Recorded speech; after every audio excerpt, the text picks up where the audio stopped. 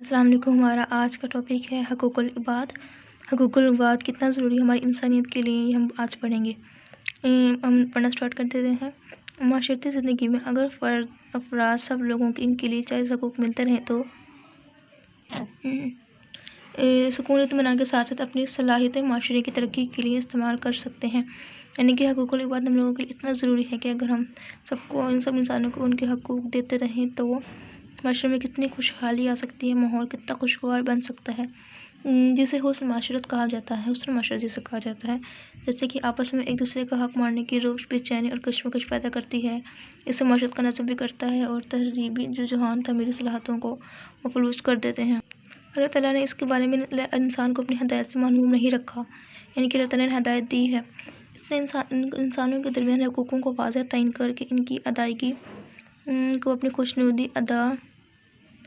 خوشنودی اور ادا نہ کرنے کو ناخوشی کا سزاوار ٹھہرایا ہے۔ چنانچہ ایک سچا مسلمان حقوق العباد کو بھی حقوق اللہ ہی کی طرح محترم سمجھتا ہے، ان کے بارے میں اللہ تعالیٰ سے ڈرتا ہے۔ حقوق العباد کو درجہ ذیل اہم حصوں میں تقسیم کیا جا سکتا ہے۔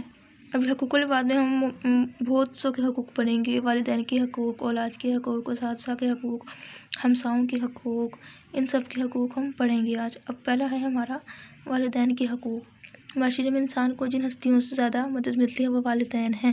ہم والدین ہیں جو محض ان کے وجود میں لانے کا ذریعہ ہی نہیں بنتے، ان کی پرورش اور تربیت کا سامان کرتے ہیں۔ دنیا میں صرف والدین ہی ذات ہے جو اپنی راحت اولاد کی راحت پر قربانی کر دیتی ہے۔ ان کی شفقت اولاد کے لیے رحمت برطانہ و صائبان ثابت ہوتی ہے، جو انہیں مشکلات زمانہ کی دھوپ سے بچا کر پروان چڑھاتی ہیں۔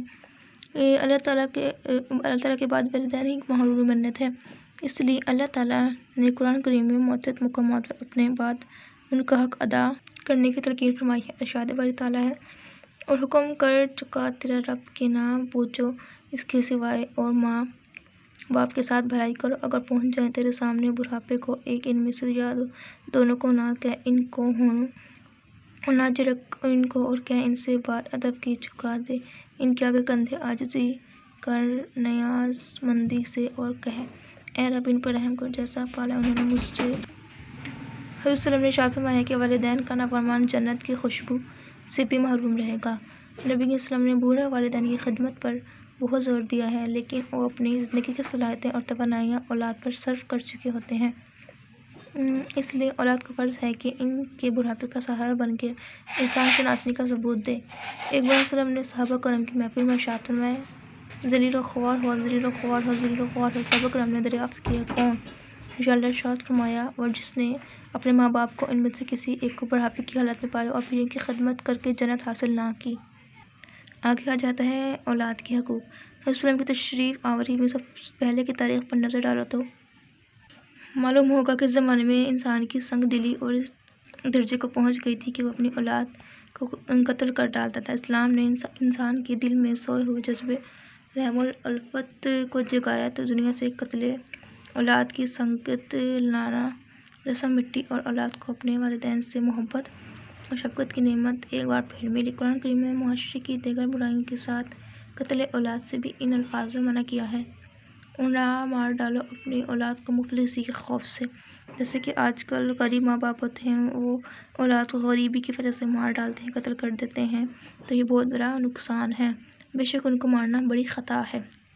ایک صحابی رضی اللہ عنہ نے اپنے نبی کے وسلم سے دریافت کیا کہ یا رسول اللہ، سب سے بڑا گناہ کون سا ہے؟ آپ صلی اللہ علیہ وسلم نے ارشاد فرمایا، شرک۔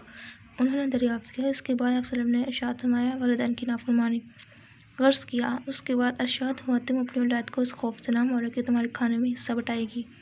تعلیمات اسلام کے تحت والدین پر اولاد کے متعدد حقوق عائد ہوتے ہیں، مثلاً زندگی کا حقوق، بنیادی ضروریات کی فراہمی یعنی کھانے پینے کی رہائش اور علاج، حسب مقدر تعلیم و تربیت کا حق۔ اس کے بعد ہم پڑھیں گے میاں بیوی کے حقوق۔ میاں بیوی معاشرے کی بنیادی اکائی گھر ہے، اور گھر کے سکون خوشحالی کا انحصار میاں بیوی کے خوشگوار تعلق پر ہے۔ اس کی عمدگی محض دو افراد ہی نہیں بلکہ دو خاندانوں کی شادیوں کا سبب ہے۔ اگر ان کے تعلقات میں بگاڑ پیدا ہو جائے تو یہ صورتحال بہت سے رشتوں کو کمزور کر دیتی ہے۔ اللہ تعالیٰ نے زوجین کے حقوق کا تعلق فرماتے ہوئے کہا، ارشاد باری تعالیٰ ہے، اور عورتوں کا بھی حق ہے جیسا کہ مردوں کا ان پر حق ہے۔ دستور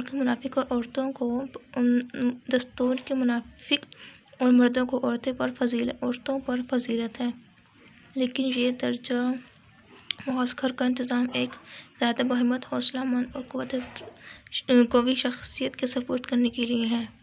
اس کے بعد آتا ہے رشتہ داروں کے حقوق، اس کے بعد آتا ہے اساتذہ کے حقوق، ہمساؤں کے حقوق پر روشنی ڈالی۔ اس کے بعد آتا ہے غیر مسلموں کے حقوق۔